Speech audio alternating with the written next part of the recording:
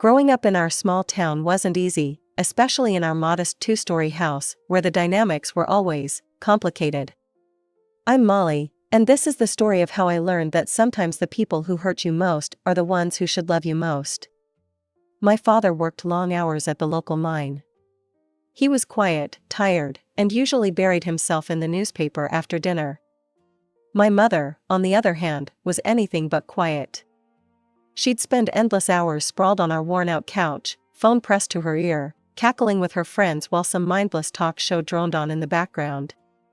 "Linda, you won't believe what happened on The Real Housewives today," she'd squeal into the phone, completely ignoring the pile of unwashed dishes in the sink or the empty refrigerator that needed restocking. Then there was my younger brother, Riley. Mom's precious golden child. Even from my earliest memories, the difference in how she treated us was crystal clear. While I wore hand-me-downs and dollar store shoes, Riley got the latest gaming consoles and brand-name clothes. "Mom, my shoes are falling apart," I remember telling her one day when I was 12. "Could we maybe get new ones this weekend?" She barely looked up from her phone. "There's no money for shoes right now, Molly. Besides, those still look fine to me." But later that same week, I watched her return from the mall with a shopping bag full of new clothes for Riley. "Look what I got for my special boy," she cooed, while he eagerly dug through the bag. Dinner was always a testament to her negligence, microwaved frozen dinners or takeout containers scattered across our kitchen table. Sometimes, I'd stare at the sad, plastic-wrapped meals and dream about having a normal mom who actually cooked real food. By the time I reached high school, I knew college wasn't in my future. There were no savings, no college fund, not even discussions about higher education. The reality of our financial situation hit me hard when I overheard my parents arguing one night. "We can't keep living like this," my father's voice was strained. "The bills are piling up." "Well, what do you expect me to do about it?" Mom snapped back. "You're the one who should be making more money." That's when I made my decision. The day I turned 15, I walked into the cafe 3 blocks from our house and asked for a job. The manager, Mrs. Peterson, took one look at my determined face and gave me a chance as a part-time waitress. "You've got good instincts, kid," she told me after my first week. "Keep this up, and you'll go far." For the first time in my life, I felt proud of myself. But even that small victory was tainted by my mother's reaction. "A waitress?" she scoffed when I told her about my new job. "Well, I suppose someone has to do it. Just don't let it interfere with taking care of your brother's needs." After graduating high school, I landed a full-time waitressing position at Giovanni's, one of the nicer restaurants in town. My 3 years of experience at the cafe made me an attractive hire, and the manager didn't even hesitate when offering me the job. The salary was significantly better than what I'd been making at the cafe, but that wasn't even the best part. Mr. Romano had this amazing policy where servers could take home leftover food after their shifts. In a high-end Italian restaurant, these weren't just any leftovers, we're talking about gourmet pasta, premium steaks, and fresh-baked desserts that would otherwise go to waste. The first time I brought home a container of fettuccine alfredo and garlic bread, my family's eyes lit up like it was Christmas morning. I thought this might finally be something that would make them appreciate me. How wrong I was. It quickly became a pattern. I'd bring home these beautiful meals, carefully packed and still warm, only to find that by the time I got a chance to eat, there would be nothing but scraps left. Riley always got first pick, followed by Mom and Dad, and whatever remained, if anything, was supposed to be mine. One evening, after a particularly long shift, I came home with a magnificent portion of osso buco that the chef had specifically saved for me. By the time I finished changing out of my work clothes, I found Riley scraping the last bits from the container. "Hey," I protested. "I was going to eat that. Couldn't you have at least saved me some?" Mom's head snapped up from her phone. "Molly, how dare you be so selfish? You should be ashamed of yourself." "Selfish? I'm the one bringing this food home. You get to eat this fancy food all day at work," she snapped back. "Your brother only gets to enjoy it once a day." You should be grateful we're not asking you to bring more. I stood there, fighting back tears of frustration. I don't eat at work, Mom. I'm too busy serving other people. Well, that's your choice, she replied dismissively, already turning back to her phone. Nobody's stopping you from eating there. Riley just smirked and licked his fork clean, not even bothering to hide his satisfaction. The worst part wasn't even the hunger, it was the realization that in their eyes, I would always be worth less than my brother, no matter what I contributed to the family. 2 years flew by, and Riley finally graduated high school. I remember sitting at his graduation ceremony, watching him receive his diploma, and thinking that maybe, just maybe, things would change now. Maybe he'd finally start contributing to the household like I had been doing since I was 15. So, Riley, I asked him the day after graduation, while he was sprawled on the couch with his game controller, have you started looking for jobs yet? He barely glanced away from his video game. Nah, I'm taking a gap year. Need some time to figure out what I want to do with my life, you know? A gap year? I couldn't hide the disbelief in my voice. But we can barely make ends meet as it is. Oh, honey, Mom chimed in from her usual spot on the recliner, Riley's still too young to work. He needs time to find his path. I wanted to scream. Too young? He was the same age I was when I started working full-time. But instead, I took a deep breath and tried to reason with them. Mom, I started working when I was 15. Riley's 18 now. That was different, Mom waved her hand dismissively. You wanted to work. Riley needs to focus on his future. And so began Riley's gap year. Every day, I'd leave for my morning shift at the restaurant, and he'd still be asleep. When I'd return in the evening, he'd either be in his room playing video games or out with his friends, the house just as messy as I'd left it. The dishes would pile up in the sink, the trash would overflow, and heaven forbid anyone ask him to help with laundry. I couldn't take it anymore. Why doesn't he have to work? I confronted my parents one evening during dinner. Everyone else his age has a job. Dad shifted uncomfortably in his chair while Mom immediately went on the defensive. Stop attacking your brother. You don't understand how hard it is for him. The job market is terrible right now, and he's suffering enough without you making him feel worse. I tried a different approach. Look, we actually need delivery drivers at the restaurant. I could put in a good word for him. It's a decent starting salary, plus tips. Riley chose that moment to emerge from his cave, presumably for his evening beer run with friends. A delivery driver? He scoffed, grabbing his keys from the counter. I didn't get straight A's to become some delivery boy, Molly. I know my worth. And what exactly do you think you're worth right now? I muttered under my breath. He paused at the door, turning to face me with that smug expression I'd grown to despise. Unlike some people, I have standards. When I get a job, it'll be something worthy of my abilities. Something with a future. Not everyone wants to be a waitress their whole life. The way he said waitress, like it was something dirty, made my blood boil. But before I could respond, he was gone, the screen door slamming behind him. It was Riley's 19th birthday when I finally understood just how deep my family's favoritism ran.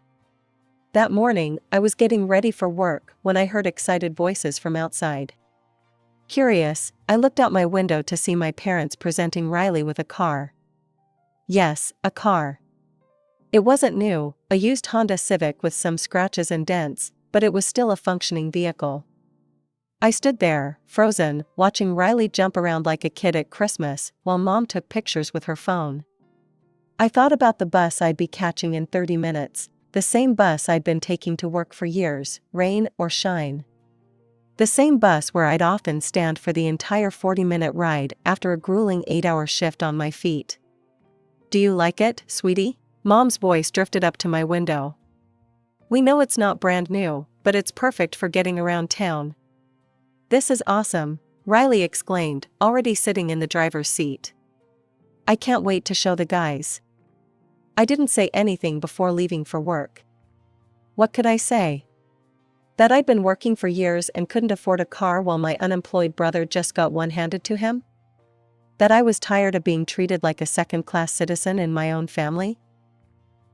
But the real surprise came that evening during my shift at Giovanni's. I was serving a table near the window when I saw them walk in, my entire family, dressed in their best clothes, with Riley leading the way like he owned the place. "Molly," Mom waved me over dramatically. "We're here to celebrate Riley's birthday properly." My brother grinned at me. "We want the best table in the banquet hall. My friends Mike and Dave will be here in half an hour. And we want you to be our server," Mom added.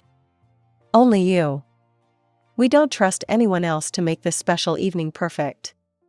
I wanted to tell them I already had tables assigned in my section, that the banquet hall was typically reserved in advance, that I couldn't just abandon my other customers. But Mr. Romano overheard and, trying to be helpful, rearranged things to accommodate them. What followed was 3 hours of pure humiliation. I served them course after course, while they made endless jokes at my expense.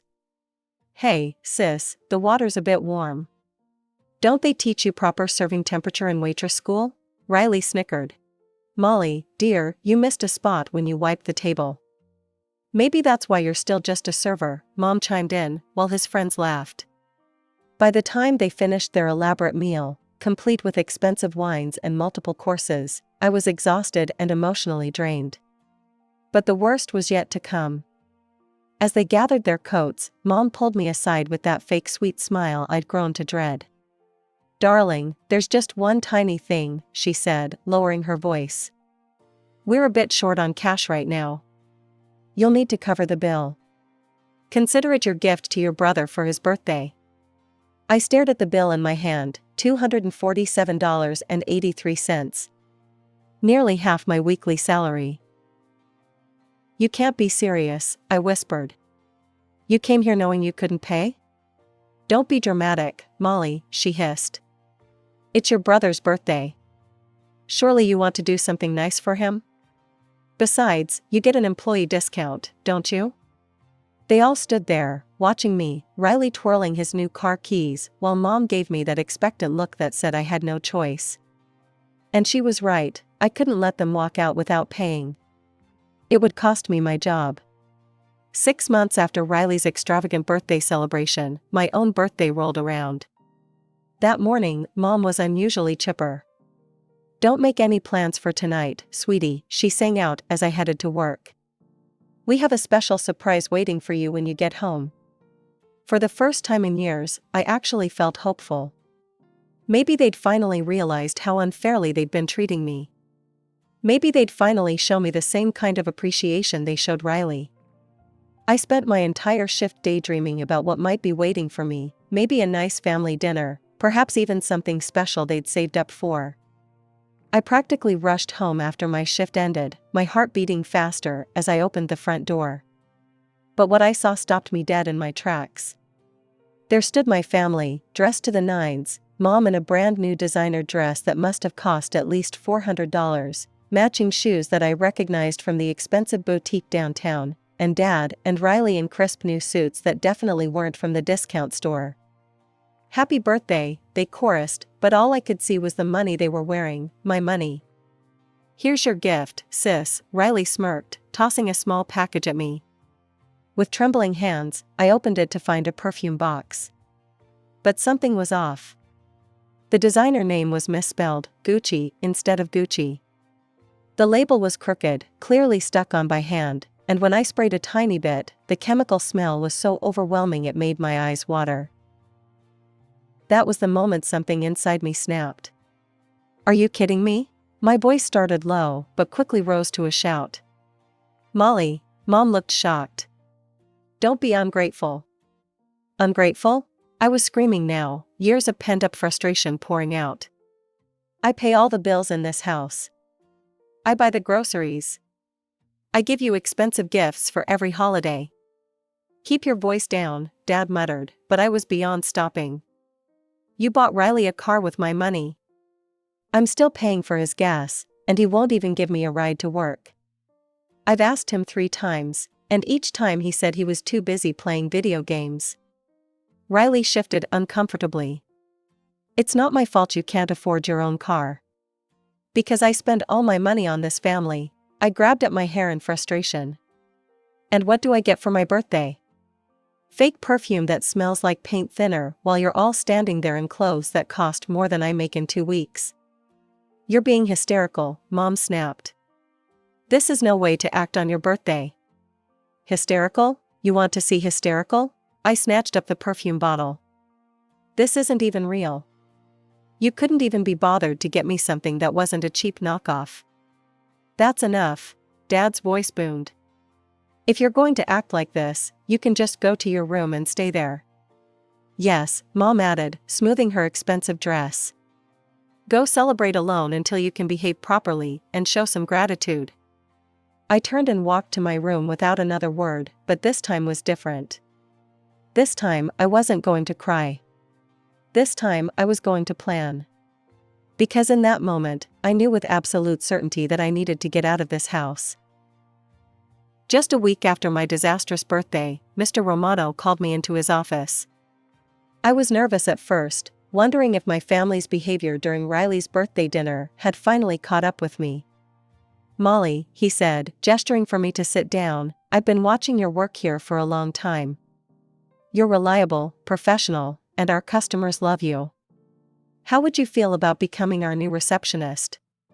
The position comes with a significant pay raise, of course. What do you say? I nearly cried right there in his office. Yes, absolutely yes. That very afternoon, during my break, I started searching for apartments. With my new salary, I could finally afford to live on my own. It felt like the universe was finally giving me a chance to escape. By some miracle, I found a small one-bedroom apartment just 3 blocks from the restaurant. It wasn't fancy, just a basic kitchen, living room, and bedroom, but it was clean, safe, and most importantly, it was away from my family. The landlord, Mrs. Chen, took one look at my proof of employment from Giovanni's and approved me on the spot. You seem like a responsible young lady, she said as I signed the lease. When would you like to move in? Tomorrow, if possible, I replied, my hands shaking with excitement as I wrote the check for the deposit. That evening at dinner, while Mom was serving her usual microwaved meals, I decided to drop my bomb. I'm moving out tomorrow, I said, trying to keep my voice steady. I found an apartment near work. Mom's face turned an alarming shade of red. How dare you? How are we supposed to pay our bills? Have you even thought about that? You're being completely selfish. I took a deep breath. Dad has a job. And Riley's perfectly capable of working. Maybe it's time he started contributing. I have devoted my entire life to you children. Mom was in full meltdown mode now, tears streaming down her face. And this is how you repay me? By abandoning your family when we need you most? Riley just sat there, shoving food in his mouth and watching the show like it was another one of his video games. Dad stared at his plate, silent as always. I've heard enough, I said, standing up from the table. I'm leaving tomorrow, and that's final. You ungrateful little, Mom's voice followed me up the stairs, but I tuned it out. I spent the next hour packing my belongings into the few boxes and bags I'd secretly bought over the past week. It wasn't much, some clothes, a few books, my laptop, and the small amount of jewelry I owned. My whole life fit into 4 boxes and 2 duffel bags. When the taxi arrived, I didn't say goodbye. I just walked out the front door, to the sound of Mom's continued screaming about family loyalty and ungrateful children. As the taxi pulled away, I caught one last glimpse of our house in the rearview mirror, and for the first time in years, I felt like I could breathe. The first month in my new apartment was pure bliss. No drama, no guilt trips, no watching Riley being waited on hand and foot. Just peace and quiet. I could cook what I wanted, watch what I wanted, and most importantly, spend my money how I wanted. Then came the phone call. Molly, Mom's voice was sharp even through the phone. The utility bills are due. I took a deep breath. Mom, I don't live there anymore. I'm not responsible for those bills. We were counting on that money, she screeched. You have an obligation to help your family. No, Mom, I don't. Riley's had a whole month to find a job. He can help now. Your brother can't find work right now. And he needs money, he crashed the car last week and needs repairs. He can't work without a car. I almost laughed at the irony. So he crashed the car you bought with my money, and now you want more of my money to fix it? Not happening. This isn't my problem anymore. The next 6 months were transformative. Without having to support my entire family, I was finally able to save money. I bought myself a used Toyota, nothing fancy, but it was mine, paid for with my own money. No strings attached, no guilt, no obligations. I felt like I could finally breathe. Then one evening, there was a knock at my door. I opened it to find my parents standing there. My stomach dropped, I had never told them my address. "We need to talk," Mom said, pushing past me into my apartment. Dad followed, looking uncomfortable as usual. "We need money, Molly. Your father's about to be laid off, and Riley still hasn't found work. You have to help us." "No," I said firmly. "I don't have to do anything. We're your family." Mom's voice was rising. "You can't just abandon us." "I'm not abandoning anyone. I'm just not enabling you anymore." Dad finally spoke up. "The mine's cutting back workers. I might not have a job by next month." "Then Riley needs to step up," I replied. "He's had plenty of time to find work." "Fine," Mom's face twisted into something ugly. "If that's how you want to play it, then you'll have problems too." My mother's throat wasn't empty. The very next morning, I woke up to Mrs. Chen frantically banging on my door. "Molly, your car. Someone set it on fire." I ran outside in my pajamas to find my Toyota, my pride and joy that I'd worked so hard for, reduced to a smoking shell in the parking lot. My legs nearly gave out, but then Mrs. Chen grabbed my arm. "I have cameras," she said quickly. "The police are on their way. We caught everything on video." The footage was crystal clear. There was Riley, at 3 a.m., pouring something over my car and lighting a match. He hadn't noticed the security cameras tucked away in the building's eaves, hadn't even thought to look for them. He just did his work quickly and walked away as my car went up in flames, probably thinking he'd never be caught. The police arrested him within hours. My phone started ringing almost immediately. "You have to drop the charges." Mom was hysterical. "He's your brother. You can't let them take him to jail." "Actually, I can," I replied, surprising myself with how calm I felt. "But I'll make you a deal, reimburse me for the car, and I'll withdraw my statement." "We don't have that kind of money." "You know that. Then Riley can face the consequences of his actions. For once in his life."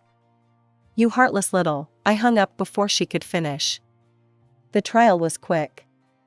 The evidence was undeniable, and Riley had priors I hadn't even known about. Apparently, he'd been in trouble for vandalism before, but my parents had always managed to sweep it under the rug. This time, there was no sweeping. He got 3 years and was ordered to pay restitution equal to the value of my car. My parents eventually took out a loan to pay me back, probably hoping I'd drop the charges if they did. But it was too late, Riley had already been sentenced. He served 1.5 years before getting out on good behavior, though I only heard this through distant relatives who occasionally update me on family gossip. They tell me my parents still live in the same house, struggling more than ever. Dad's health is failing, but he keeps working at the mine because he has to. Mom spends her days lamenting about her poor boy whose life was ruined by his sister.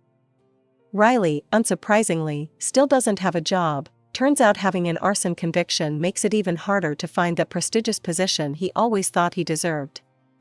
Sometimes, friends ask me if I feel guilty. If maybe I was too harsh. They ask if I ever think about reaching out, trying to mend fences. Would you give a second chance to someone who tried to destroy everything you worked for? I ask them back. Would you trust people who watched you struggle for years while they spoiled someone else? The truth is, I don't regret any of it. My family made their choices, years and years of choices, and now they're living with the consequences. They chose to enable Riley's laziness and entitlement. They chose to treat me like their personal ATM. They chose to threaten me when I stopped playing along. And finally, Riley chose to commit a crime, thinking he'd get away with it like he got away with everything else. I'm done feeling guilty about their choices. These days, my life is peaceful. I still live in the same apartment. Mrs. Chen actually reduced my rent after the incident, saying she'd never had such a good tenant. I'm still working at Giovanni's, but now I'm the head receptionist. I've been saving money again. Not for another car, though I did eventually get one, with better insurance this time, but for something bigger. Next fall, I'm starting college, part-time at first, but it's a start. I'm going to study business management. Maybe someday I'll open my own restaurant.